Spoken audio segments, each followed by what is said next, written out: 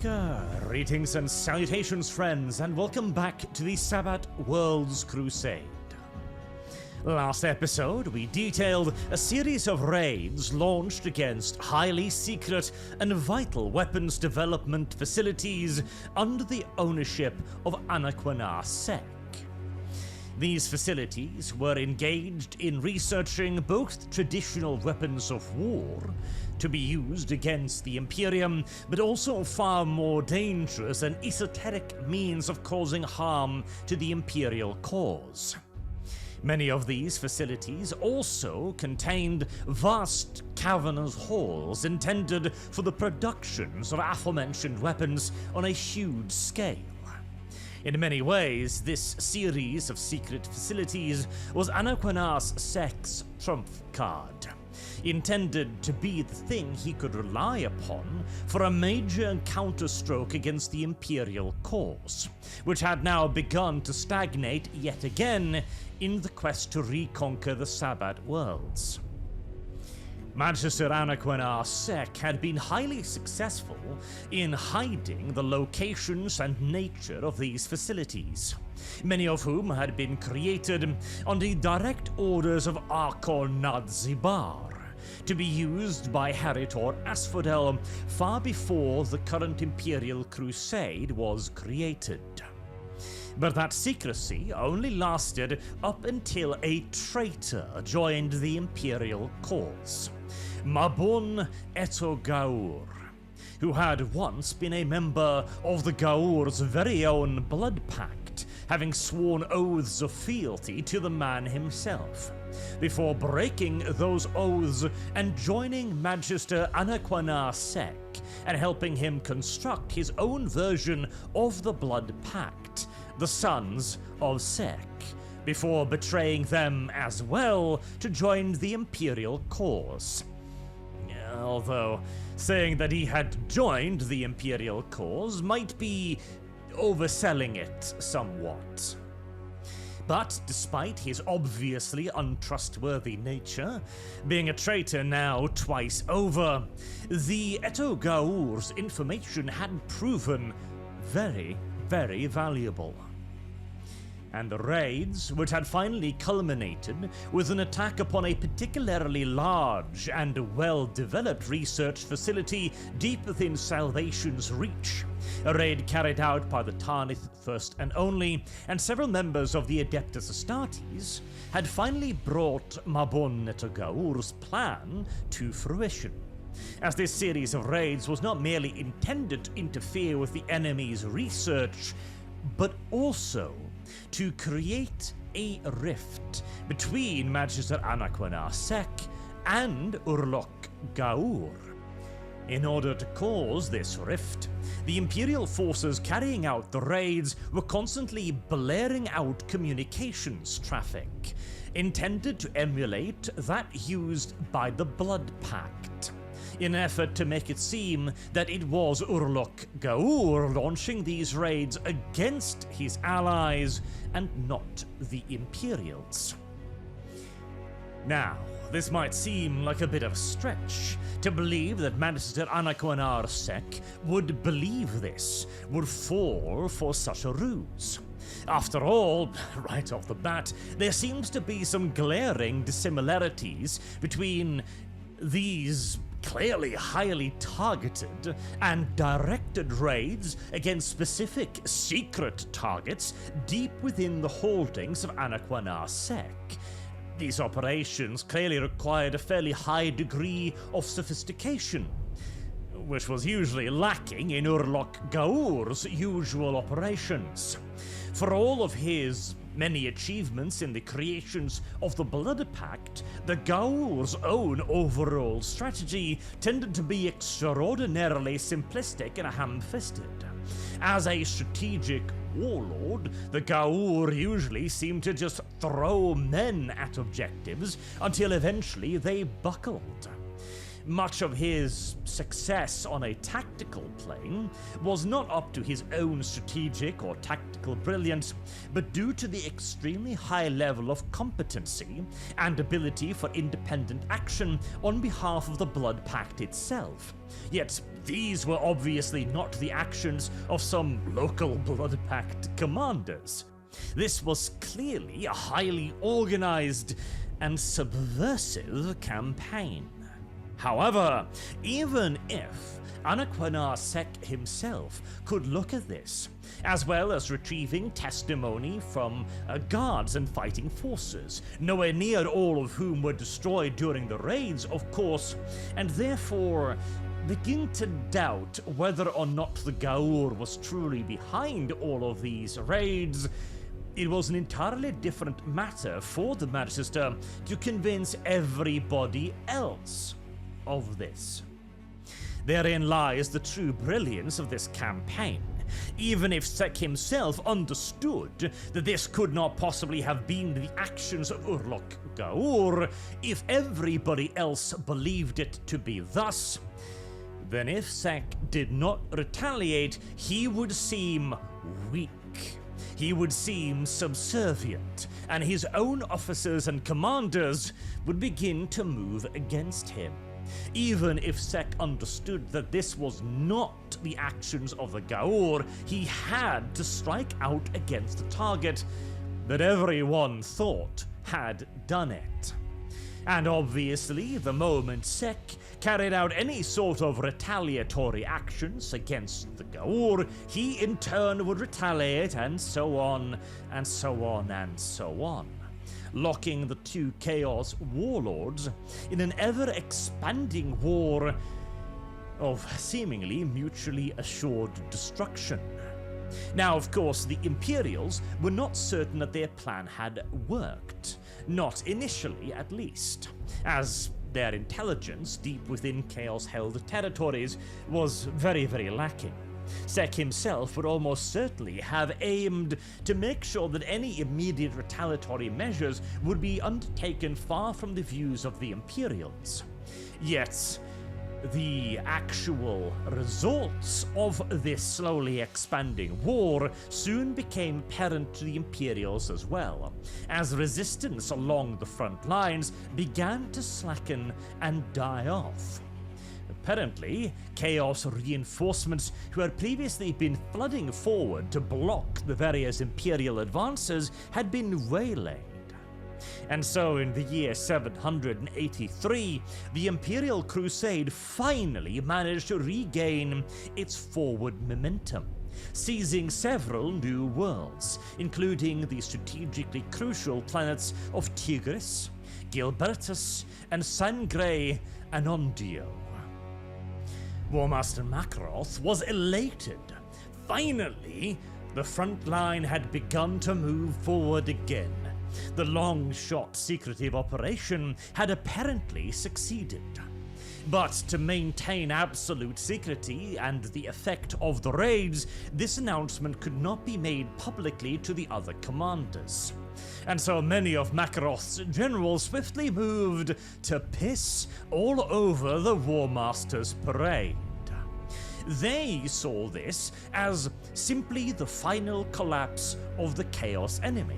The collapse that they themselves had foreseen for months and years now. Many of the Imperial commanders had argued vociferously again and again that Maroth needed to stop this silly double front approach and focus all of his forces on crushing one of the two main enemy generals. After all, their strength was wavering. This was the perfect opportunity to destroy one outright instead of slowing down the progress of the entire campaign by dividing the Crusade's attentions. And now, finally, that the fronts had started moving, they simply saw this as yet another piece of evidence that they were correct. Thus, obviously, they yet again started pushing for Maroth to cancel the near entirety of the Corward assault, stripping it of men and material to maintain only a simple holding force. Everything else should be moved to the main assault and used to sweep into the sanguinary worlds and destroy Gaur once and for all. But not only did Maroth resist and refuse all requests to do so, he in fact actually doubled down on a more cautious approach. The various nobles of the Kulan group, the area of the Imperium that had been first and foremost sponsoring, sending reinforcements, supplies, etc. to the Sabbat worlds, had, as we have talked about in a few videos now, long been requesting that the Crusade begin to wrap things up.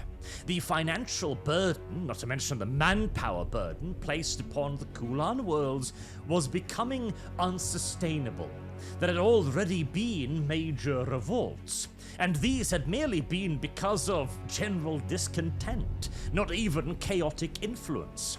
If the Sabbat Crusade continued for much longer without serious steps forward or successes, the Kulan group might very well crack behind the Crusade before it could claim victory. Maroth, understanding this, but also being unwilling and unable, frankly, to really let up all that much on his requirements, instead decided to negotiate a bit of a step-down settlement.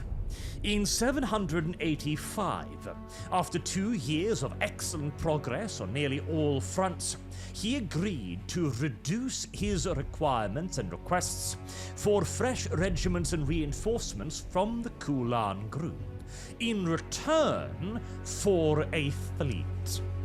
A significant portion of Battle Fleet Kulan, some 200 vessels, would be sliced off from the Kulan groups and sent in to support the Sabbat Worlds Crusade. This, the Kulan fleet, would be under Maroth's own personal command and be deployed at his discretion. Having secured their services, he then sequestered them in the reserves, rather than moving them immediately to the front. This caused yet further Imperial commanders to scream in outrage. Maroth had reduced their flow of reinforcements. In return for 200 warships he seemed to not even intend on using.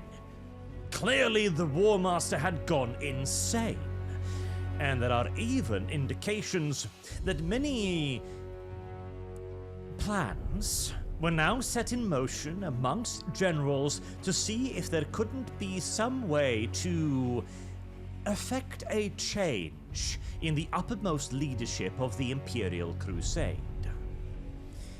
What Maroth understood, of course, that none of the other Imperial commanders did, was that this schism between the Chaos commanders was always going to be a temporary one. Anakwanar Sek had already demonstrated, when he surrendered his own ambitions to Gaur after the fall of Archon Nadzibar, that he understood that if there was no Chaos presence in the Sabbat worlds, then he wouldn't have much of a role to play.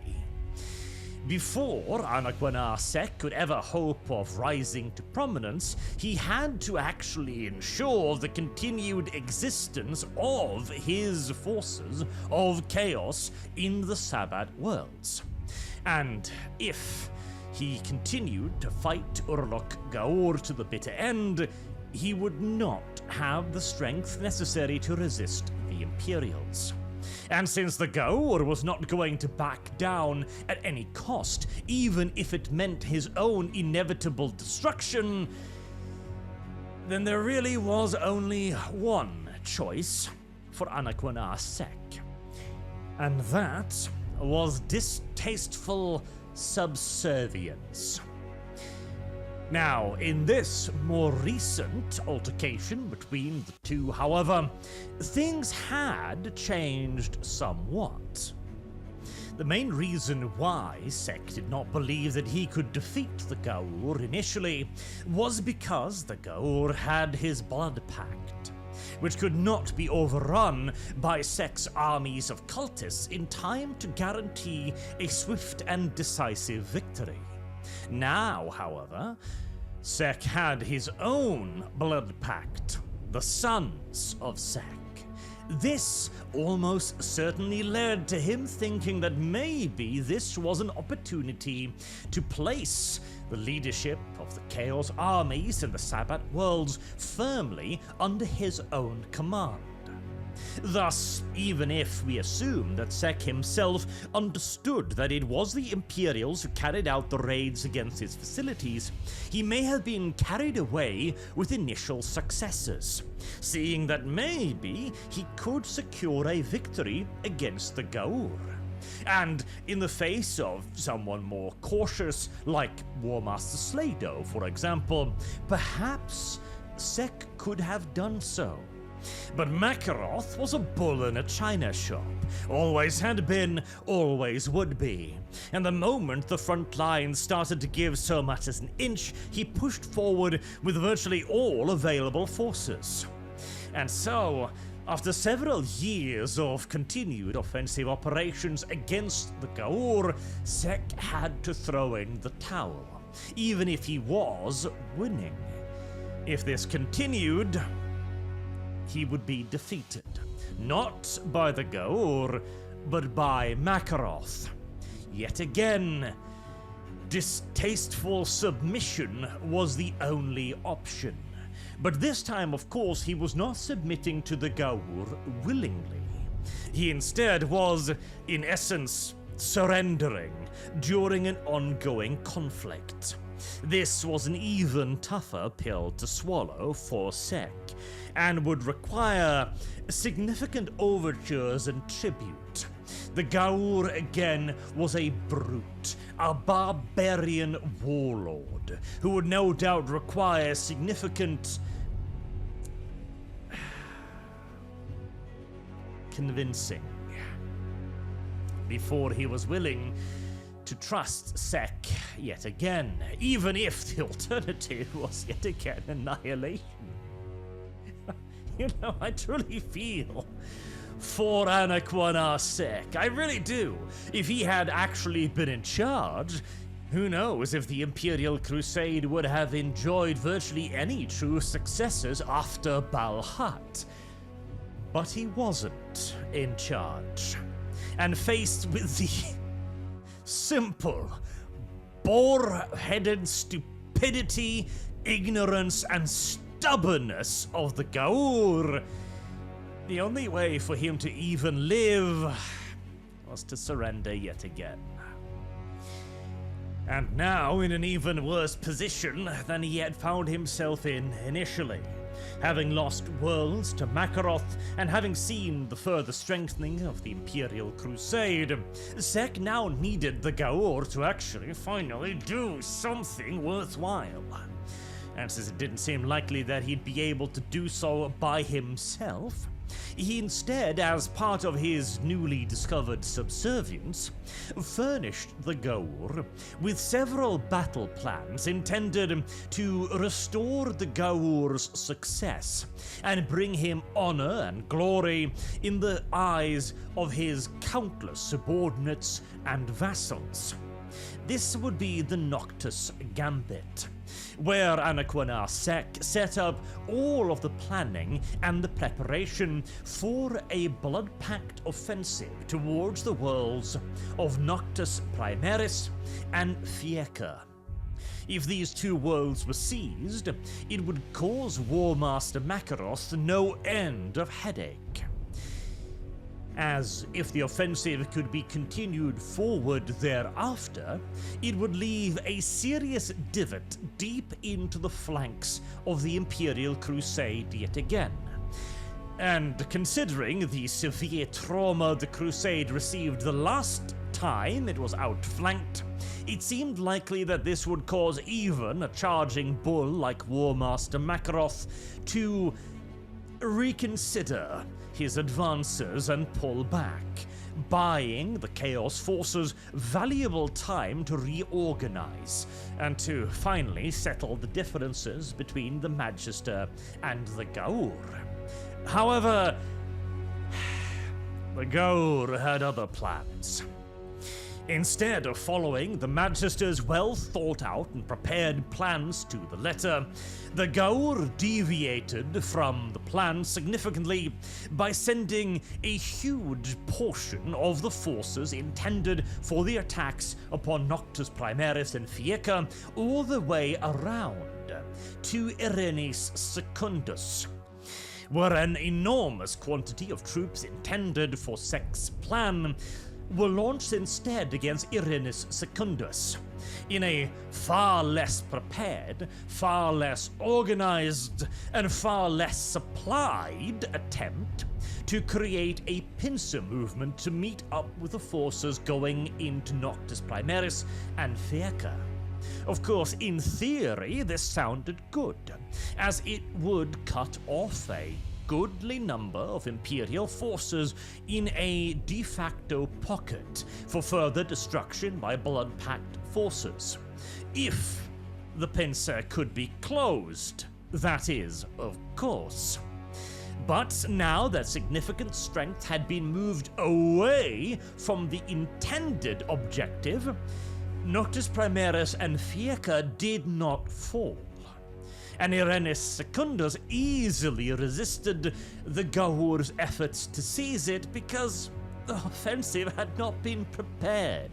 There were not sufficient reserves, there were not sufficient reinforcements, there were not sufficient armor, weapons, food, or materials of any sort. And so the offensive simply ground to a halt.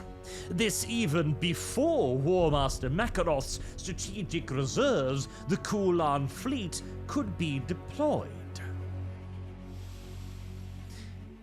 I very confidently imagine that this is roughly what Anakwanar Sek would have looked like at this point of the Sabbat Crusade.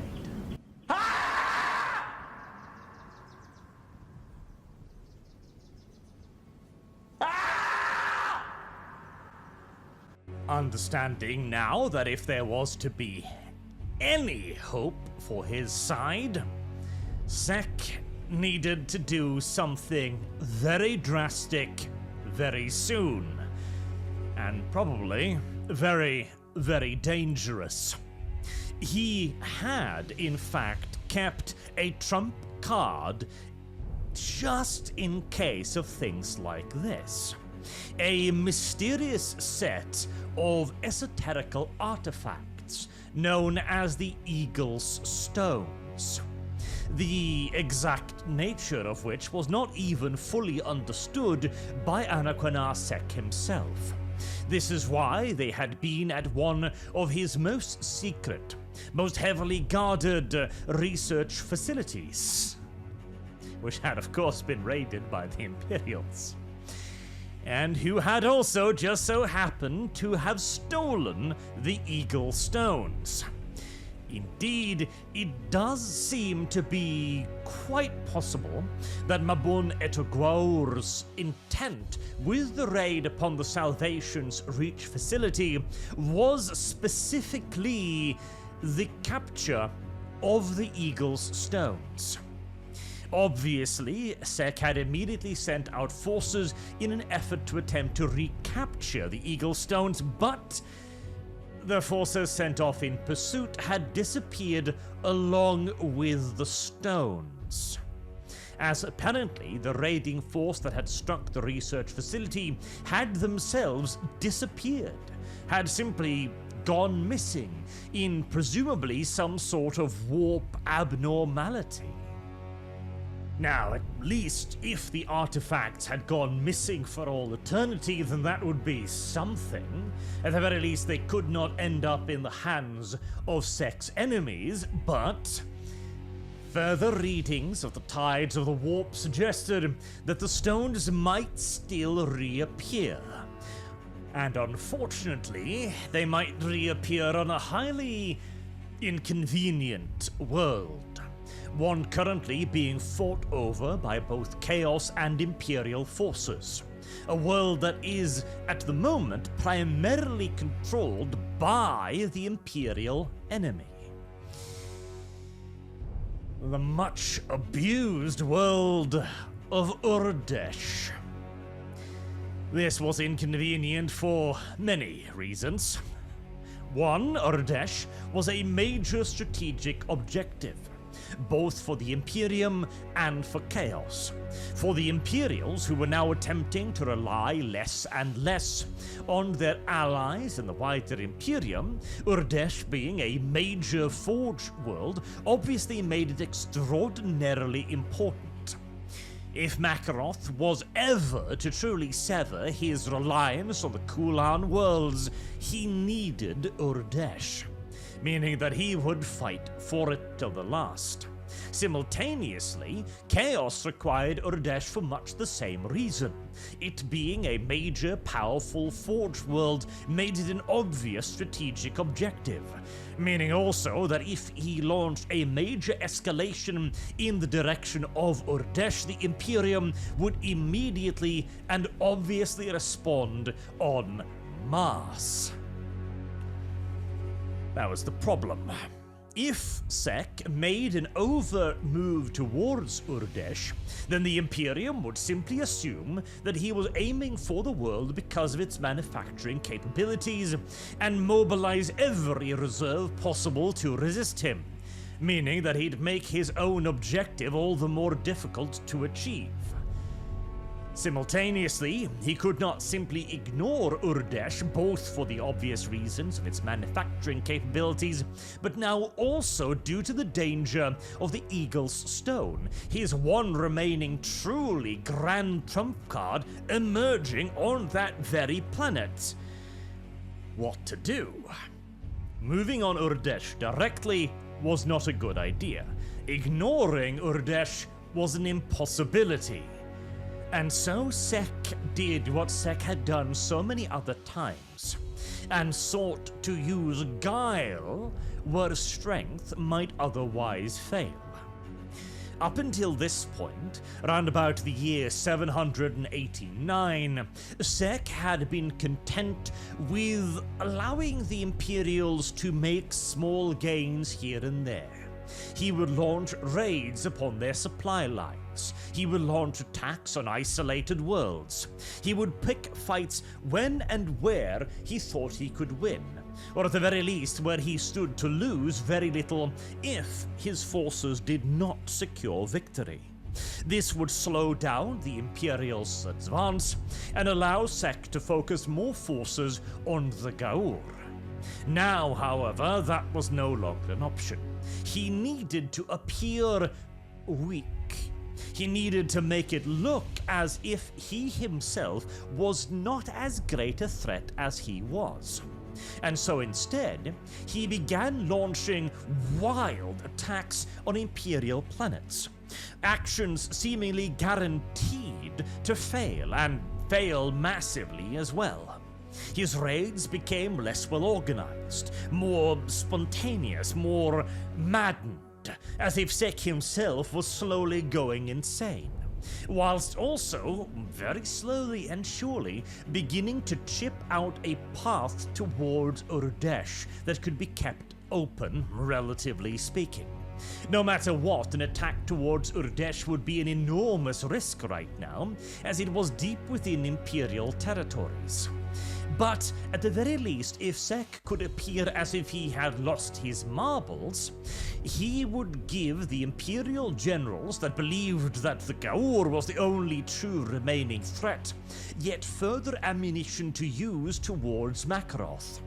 At the very least, this would weaken the Warmaster's position, and might even potentially, if everything went to plan, lead to a change in leadership. Which was exactly what Sek wanted right now, chaos within the Imperium's ranks. The Magister partially succeeded in this endeavor. Many Imperial commanders began, slowly but surely, to move even further away from Maroth. The only thing that halted an outright coup attempt was the fact that there did not appear to be any suitable candidates to take over Maroth's seat. All of the various commanders would be too damaged from the obvious dishonor of moving against their Warmaster to hope to take up his seat, without having the entirety of the rest of the Crusade move against them, as they would now obviously have become simple usurpers and insurrectionists, rebels and traitors themselves. Simultaneously, those who were not connected with any potential uprising, well, they weren't connected for good reasons, usually because they were remarkably incompetent. Fortunately for them, their once fierce opponent Anakwanar Sek appeared to be suffering from some incompetence of his own, and so they had more time than ever to dedicate to their plots and schemes. This was exactly what Sek had wanted.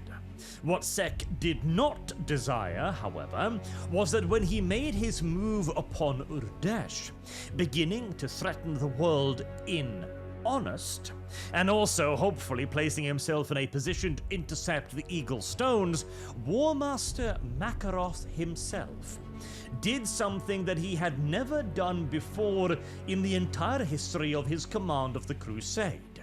He gave up command over the primary assault front and moved back to the forward front, to Urdesh, and took command directly over the forces there. This move no doubt caught Sek by complete surprise, as this was politically a terrible move. It communicated immediately to all of the commanders of the forward assault that Maroth did not trust them, even though Sek had clearly shown himself to be a far lesser threat than Maroth had claimed him to be with his silly maneuvering. Yet now Maroth was coming back to take charge directly. Clearly he underestimated their abilities enormously. Worse still, when he actually arrived on Urdesh, he barely did anything. He locked himself away in his libraries for days and weeks on end, reading ancient tomes on military strategy and tactics, as if he had done this as some form of simple vacation. In reality, of course, the Warmaster had begun to suspect that Sek was up to something. This was where Sek's ploy had somewhat backfired. He had underestimated Maroth's keen intuition, and once Sek had suddenly started acting the fool, this had only gotten the Warmaster more interested.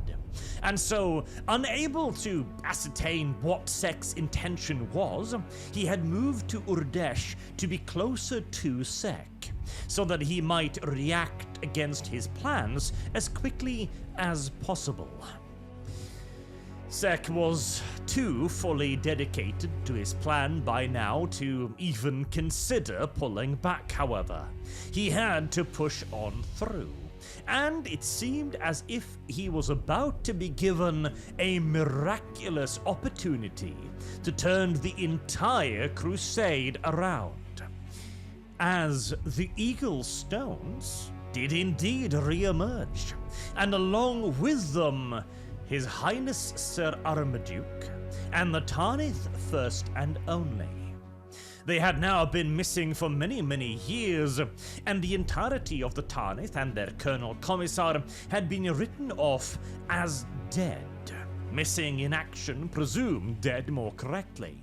And due to their contributions to the Imperial Crusade, they had all been posthumously awarded a double promotion, making the Colonel Commissar suddenly a high-ranking commander in the Imperial Guard.